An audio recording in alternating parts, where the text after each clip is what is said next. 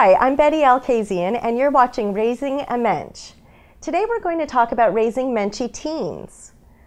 When our kids become teenagers, our relationships change drastically, and we have to be ready for those big changes in our relationship.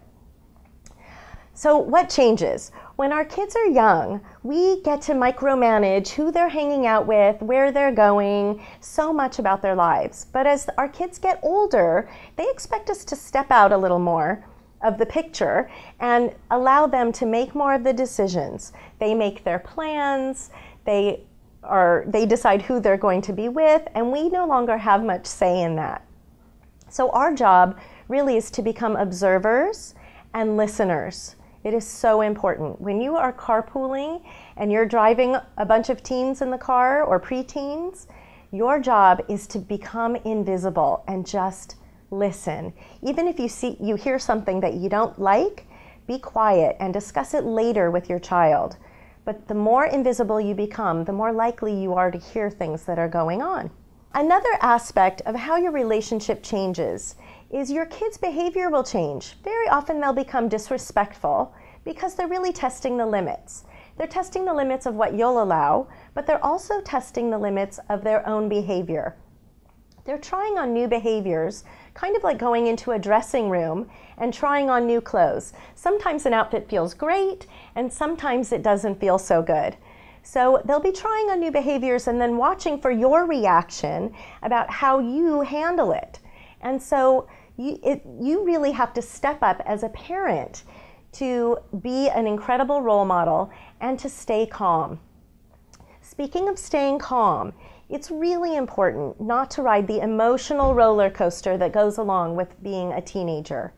There are ups and downs and ins and outs of relationships that are quite puzzling to parents, unless you really remember those days. And for some of us, it's been a while.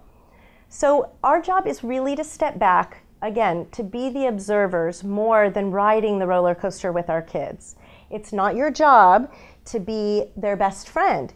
You still need to be a parent. They have plenty of friends. They still need limits and boundaries set for them, but sometimes the way we do it is different, and we really need to base it on consequences. And that means if they go somewhere or they do something and we don't care for how things happen, then we say, you know what, you showed me the last time that you couldn't handle that situation, so you won't be doing that again tonight. I also use that kind of philosophy. I call it giving them rope. As kids get older, we give them rope to have freedom and to express themselves all by themselves and to go and do things for themselves.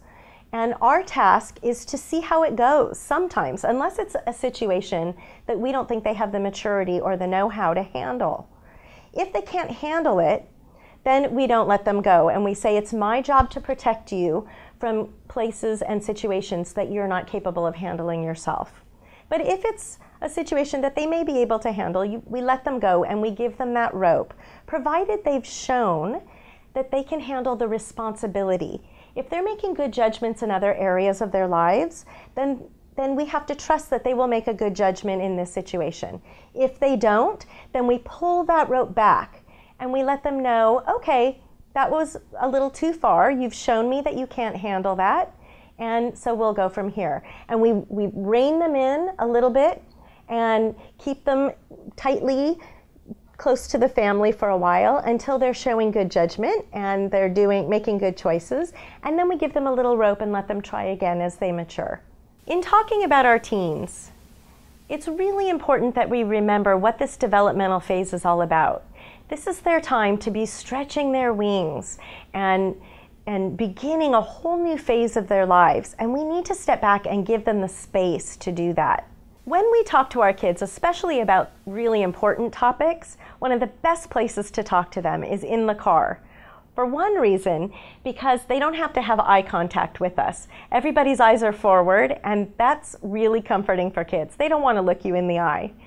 The other reason is time in the car is time limited. They know where they're headed. Now, unless you're taking a long road trip, which would not be a good time to start these conversations. But on the way to school or to sports practice or something, that would be a good time to bring a topic up, because they know, oh good, we're almost there, and that the topic and the discussion are time limited. So that's kind of a safety backup plan, and it really helps the communication between parents and their teens.